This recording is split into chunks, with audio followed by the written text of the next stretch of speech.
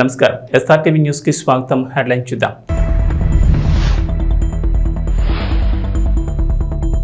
రాజధాని నిర్మాణ పనుల ప్రారంభానికి ముహూర్తం ఫిక్స్. ఏపీ మున్సిపల్ శాఖ మంత్రి నారాయణ కీలక అప్డేట్.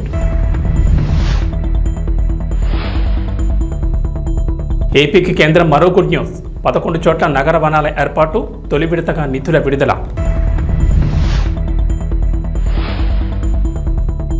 తెలుగు రాష్ట్రాల్లో మరో టూరిస్ట్ స్పాట్, 2 స్టేట్స్ మధ్య ఐకానిక్ బ్రిడ్జ్.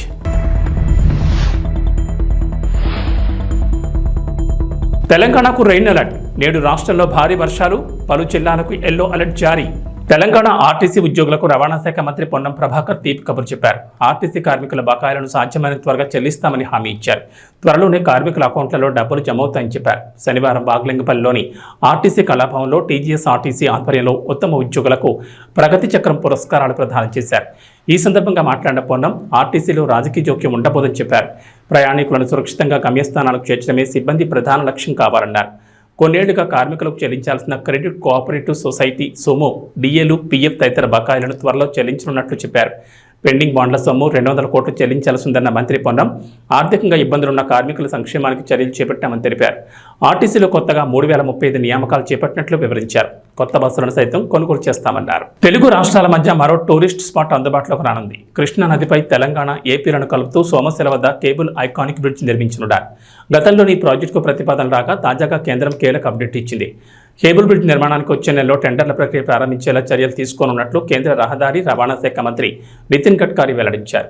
తెలంగాణలోని వివిధ జాతీయ రహదారుల పనుల గురించి రాష్ట్ర పర్యాటక శాఖ మంత్రి జూపల్లి కృష్ణారావు కేంద్ర మంత్రిని కలిసి విజ్ఞప్తి చేశారు. ఈ సందర్భంగా కేబుల్ బ్రిడ్జ్ నిర్మాణంపై గడ్కరీ కీలక అప్డేట్ ఇచ్చారు.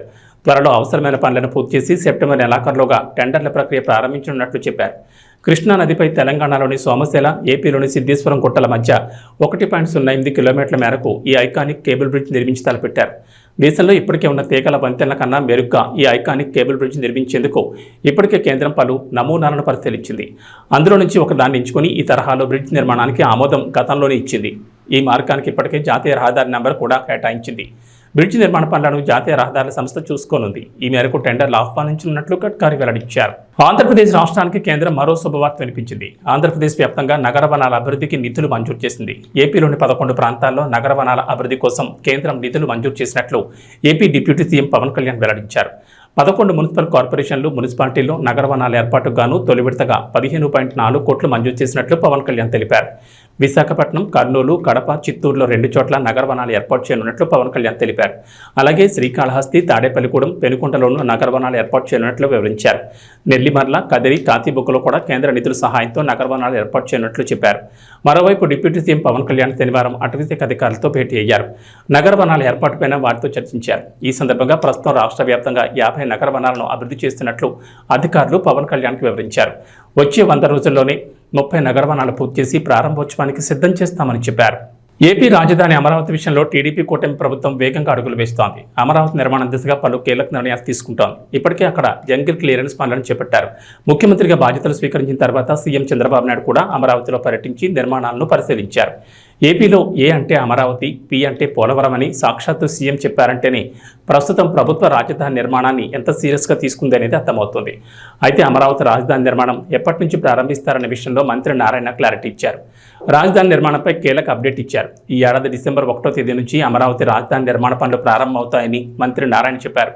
4 ఏళ్లలోపు రాజధాని నిర్మాణం పూర్తి చేయాలనే ఆలోచనతో ఉన్నట్లు చెప్పారు. రాజధాని నిర్మాణం కోసం 60,000 కోట్లు అవసరం అవుతుందని మంత్రి అంచనా వేశారు. అయితే అభివృద్ధిని ఒక్కచోటే పరిమితం చేయడం తమ ప్రభుత్వ ఉద్దేశం కాదన్న నారాయణ, రాజధానితో పాటుగా 26 జిల్లాలను కూడా అభివృద్ధి చేస్తామన్నారు.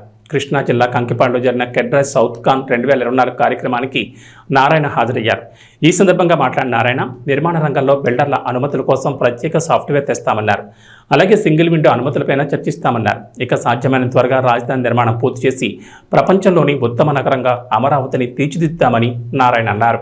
తిరుపతి స్విమ్స్ వైద్యులు శనివారం నిరసన బాటపట్టారు. హాస్పిటల్లో చికిత్స తీసుకుంటున్న పేషెంట్ బంగారాజు డ్యూటీలో ఉన్న డాక్టర్పై దాడి చేయడంతో ఆసుపత్రి జూనియర్ డాక్టర్లు ధర్నాకు ఉపక్రమించారు. తమకు న్యాయం చేయాలంటూ నినాదాలతో హోరెత్తించారు. టీటీడీ ఈవో వచ్చేంత వరకు నిరసన కొనసాగిస్తున్నామని జూనియర్ వైద్యులు అన్నారు.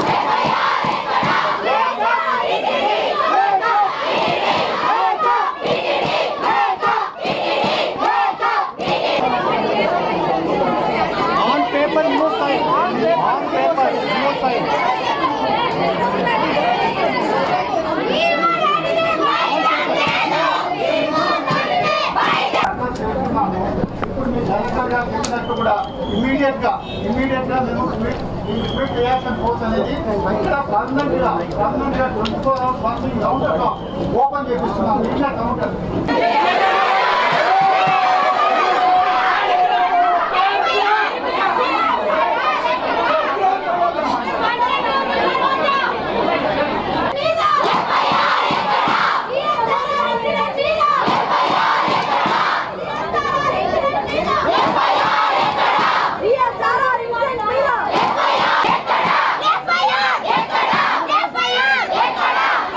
ఒక డాక్టర్ని ఇంటర్న్ డాక్టర్ని ఒక పేషెంట్ అటెండర్ వచ్చి జుట్టు పట్టి లాగి బల్లకేసి గుద్ది కొట్టాడండి. అప్పుడు ఎవరు లేరు అక్కడ సెక్యూరిటీ, డాక్టర్లే వచ్చారు. మేల్ రెసిడెంట్ ఒక డాక్టర్ ఉంటే ఆ డాక్టర్ వచ్చి కాపాడాడు. పడిపోయింది ఆ అమ్మాయి, ఇక్కడ దెబ్బ కూడా తగిలింది. ఆ అమ్మాయికి మానసిక పరిస్థితి కూడా ఇప్పుడు బాగాలేదు. అంటే ఇప్పుడు మేము అడిగే వరకు మీరు పట్టించుకోరా? సెక్యూరిటీ మీకై మీరు కల్పించేది ఉండదా? ఇప్పుడు అక్కడ మేము వాళ్ళని మేమే కాపాడాలి, మమ్మల్ని మేమే కాపాడుకోవాలంటే ఎలా కుదురుతుంది? ఇది చాలా చాలా చాలా తప్పు. మేము 12 రోజుల నుంచి ప్రొటెస్ట్ చేస్తున్నాం బయట. ఎవ్వరు ఒక్కరు కూడా కదిలి వచ్చి మాతో వచ్చి మాట్లాడలేదు. ఇప్పుడు ఈఎండి దగ్గర ఇప్పుడు ఇంత పెద్ద ప్రొటెస్ట్ చేస్తుంటే ఒక్కొక్కరు వస్తున్నారు. ఇప్పుడు కూడా ఈఓ గారు రావట్లేదు. ఈఓ గారు వచ్చి మాకు పేపర్ పైన సంతకం చేస్తేనే మా డిమాండ్స్ అన్నింటినీ ఓకే చెప్తేనే మేము ఇక్కడ నుంచి కదులుతాము. ఎవరు ఈఎండి డ్యూటీస్ కూడా చేయట్లేదు. ఇప్పుడు మా బాధలు అవి.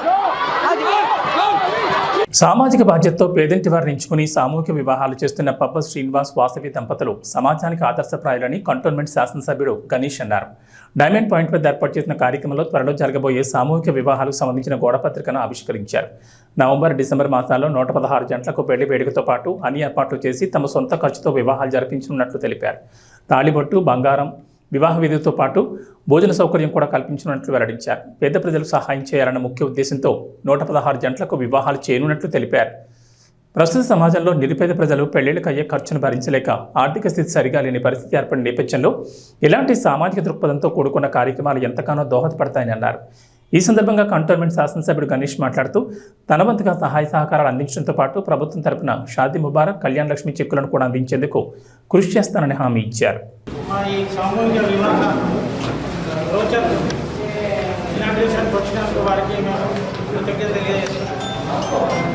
తర్వాత ఇది 116 మంది పేద కుటుంబాలకు సామూహిక వివాహం చేయాలని నా కొడుకు నేను నిర్ణయం తీసుకోవడం వల్ల ఇది మేము ఈ కార్యక్రమం జరపాలని తీసుకున్నాము. అందుకు పెద్దల ఆశీర్వాదం తీసుకొని ప్రతాపన్న గారు, ఎమ్మెల్యే గారు, మధుకర్ గారు, రవీంద్ర గారు, సదానంద్ వీళ్ళంతా కూడా సహకరించి మేము మీడియా మిత్రులు మీరంతా సహకరిస్తే ఈ కార్యక్రమం చాలా సక్సెస్ఫుల్ అవుతుందనే ఆలోచనతో ఇందులో తీసుకున్నాము. మీరందరూ కూడా మాకు ఈ కార్యక్రమాన్ని అంటే ఈ సభ్యులు కావాలి. కళ్యాణం జరిపించుకునే పేద కుటుంబాలు మాకు దగ్గరికి వస్తే వాళ్ళకి కంపల్సరీ కుస్తే మట్టెలు, బట్టలు, ఇంకా కొంచెం పేదవాళ్ళు ఉంటే వాళ్ళకి వస్తువులు కూడా స్టీల్ సామాన్ అట్లాంటివి కూడా ఇవ్వడానికి నిర్ణయించుకున్నాము. కాబట్టి దయచేసి మీరంతా కూడా దీన్ని సహకరించి మన ఎమ్మెల్యే గారు కూడా వారి కాలనీలో ఉన్నటువంటి వాళ్ళని తీసుకుంటే ఈ కార్యక్రమం ముందుకు చూస్తున్నా. ఇది కూడా పెద్ద ఎత్తున అంటే ఇంపీరియల్ గార్డెనో లేదంటే పేదల గ్రౌండో ఎక్కువనో ఈ కార్యక్రమం కంపల్సరీ చేస్తాము. అయితే ఒక కుటుంబానికి 50 నుంచి 100 మందికి భోజనాలు కూడా ఏర్పాటు చేస్తాం. భోజనాలు కూడా మేమే అరేంజ్ చేస్తాం. అందరూ కూడా జూబ్లీ బస్టాండ్ నుండి షామీర్పేట్ వరకు ప్యారడైజ్ కోడల్ నుండి మేడ్చల్ వరకు ఫ్లైఓవర్ల నిర్మాణానికి మొట్టమొదటిసారి రక్షణ శాఖ భూములను ఇచ్చి హైదరాబాద్ అభివృద్ధికి కేంద్ర ప్రభుత్వం సహకరిస్తోందని మల్కాజ్గిరి ఎంపీ ఈటెల రాజేందర్ తెలిపారు. కంటోన్మెంట్ బోర్డు కార్యాలయంలో బ్రిగేడియర్ అధ్యక్షుడు జరిగిన సమావేశంలో MLA Ganesh, MP Etela Rajender, board chairman Ramakrishna, CEO Madhukar Naik అధికారులు పాల్గొన్నారు.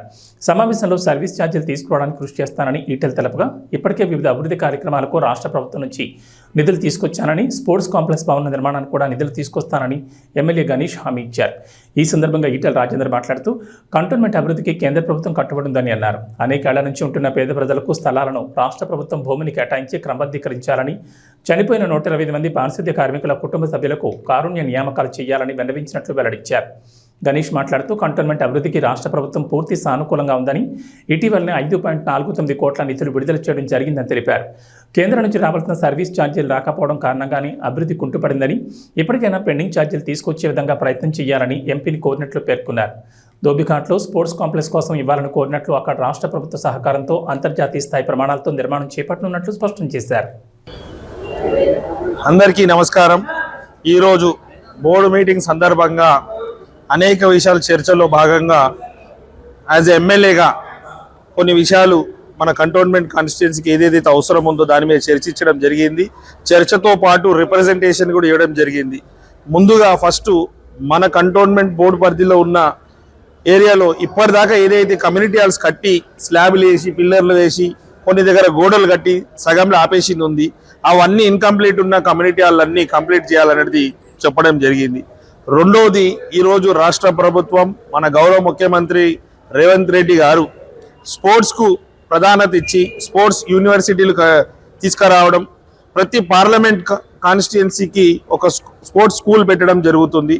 అందులో భాగంగానే రాష్ట్ర ప్రభుత్వం కూడా ఒక ప్రపోజల్ పెడితే వారు ఒప్పుకొని ఇక్కడ మనకు స్పోర్ట్స్ కాంప్లెక్స్కి కూడా నిధులు కేటాయిస్తారని చెప్పడం జరిగింది.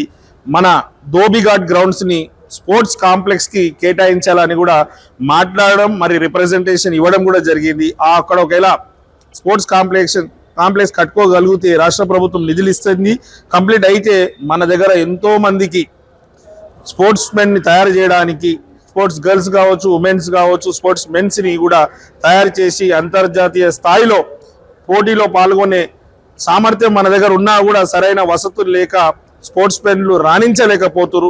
వాళ్ళందరూ రాణించాలనేది నా ఉద్దేశంతో స్పోర్ట్స్ కాంప్లెక్స్ కూడా కట్టాలని ప్రపోజల్ పెట్టడం జరిగింది. వీళ్ళు ఇప్పుడు స్టేట్ గవర్నమెంట్ తోటి మాట్లాడుకొని కాంప్లెక్స్ కూడా వీళ్ళు ల్యాండ్ ఇస్తే కంటోన్మెంట్ వాళ్ళు మనకు అది వస్తుంది. అంతతో కాకుండా మెర్జర్ది కూడా ఎక్కడి దాకా వచ్చింది, మెర్జ్ కూడా కావాల్సిన అవసరం ఉందని కూడా మాట్లాడడం జరిగింది. ముఖ్యంగా ఒకసారి ఏమో మెర్జ్ చేస్తా అంటారు, మళ్ళీ ఒకసారి ఎలక్షన్ అని గత సంవత్సరం చేసి ఇప్పటిదాకా ఎలక్షన్ లేదు, సరిగ్గా మెర్జ్ లేదు. కాబట్టి దాని మీద ఎంపీ గారిది ఏంది ఒపీనియన్ అని కూడా అడగడం జరిగింది. వారైనా మెర్జ్ అయితే బాగుంటుంది, కానీ మెర్జ్కు వారికి మిగతా జరగాల్సినవి జరిగితే బాగుంటుంది అన్నారు.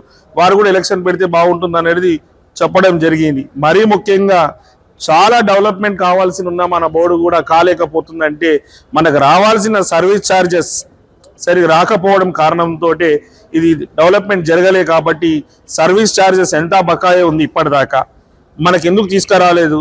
వేరే కంటోన్మెంట్ బోర్డ్స్కి సర్వీస్ ఛార్జెస్ వచ్చినా మన కంటోన్మెంట్ బోర్డుకి ఎందుకు రాలేదని కూడా అడగడం జరిగింది. దాన్ని తీసుకురావాల్సిందిగా ఎంపీ గారిని కోరడం అయింది, అక్కడ ప్రెసిడెంట్ గారిని కూడా కోరడం అయింది. కాబట్టి ఆ ఫండ్స్ వస్తే బాగుంటుంది. మీ అందరికీ తెలుసు రాష్ట్ర ప్రభుత్వం ఎంత సానుకూలంగా ఉంది. మొన్న కూడా 5.49 crores ఈ డెవలప్మెంట్కి నిధులు ఇచ్చింది. అదే మాదిరిగా నిధులు తీసుకురావాలని కూడా చెప్పడం జరిగింది. ఇంకా మెర్జు ఎలక్షన్ గత బోర్డు మీటింగ్లో కూడా ఏదైతే గాంధీ కమ్యూనిటీ హాల్ని కట్టాలని చెప్పడం జరిగింది, డంప్ యార్డ్ని అక్కడి నుంచి తొలగించాలని చెప్పడం జరిగింది. దాని మీద కూడా మళ్ళీ ఒకసారి ప్రస్తావన తీసుకురావడం జరిగింది. మరీ ముఖ్యంగా లాస్ట్ టైం ఎక్కడెక్కడైతే మాకు ల్యాండ్స్ ఇస్తే మేము ఫంక్షన్ హాల్స్ కట్టడానికి వీలైతుందని చెప్పడం, దాని మీద కూడా చర్చ అయింది. ఇంకా కూడా ఏమైనా ల్యాండ్స్ వస్తే ఇవ్వాలని కూడా అడగడం జరిగింది. ఇవంతా ఒక భాగం అయితే మాకు ఒక పెద్ద కన్ఫ్యూషన్, ఒక డౌట్ ఉండే. మాటికి కొంతమంది మోడీ ఫండ్ అని చెప్తే మోదీ గారు సొంత నిధులు ఎంత ఇస్తారంటే వారు ఏమన్నారు, మోదీ గారు సొంత నిధులు ఏముండదు, ఏమున్నా ప్రజానిధులతో డెవలప్మెంట్ అవుతుంది, కానీ పర్సనల్ మోదీ గారి నుంచి ఏం ఫండ్స్ రాలేదని చెప్పారు. ఇవన్నీ జరిగింది ఈ రోజు. Thank you.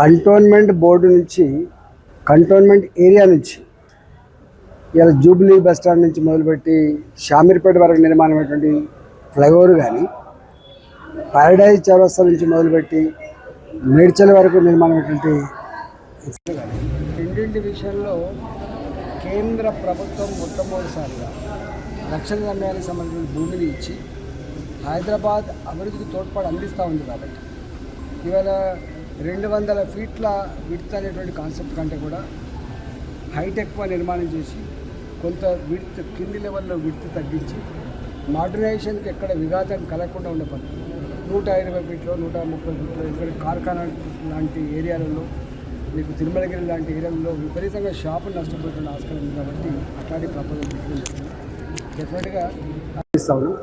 భారతీయ జనతా పార్టీగా మేముగా ఇలా అభివృద్ధిని కాంక్షిస్తూనే ప్రజలకు సంబంధించినటువంటి ఇబ్బందులు లేకుండా చూడడం మా ధర్మం నెంబర్ 1. నెంబర్ 2, పేదవాళ్ళు అనేక సంవత్సరాలు ఇల్లు కట్టుకుంటున్నారు కాబట్టి 30 ఏళ్ళుగా 40 ఏళ్ళుగా 50 ఏళ్ళుగా ఉన్నారు కాబట్టి చిన్న 60 గజాలు 70 గజాలలో నిర్మాణం చేసుకున్నారు. కాబట్టి రాష్ట్ర ప్రభుత్వ పరంగా భూములు కంపెన్సేట్ చేసి వాటిని అన్నిటి కూడా రెగ్యులరైజ్ చేయాలనేటువంటి కాన్సెప్ట్ని కూడా మేము రైజ్ చేయడం జరిగింది.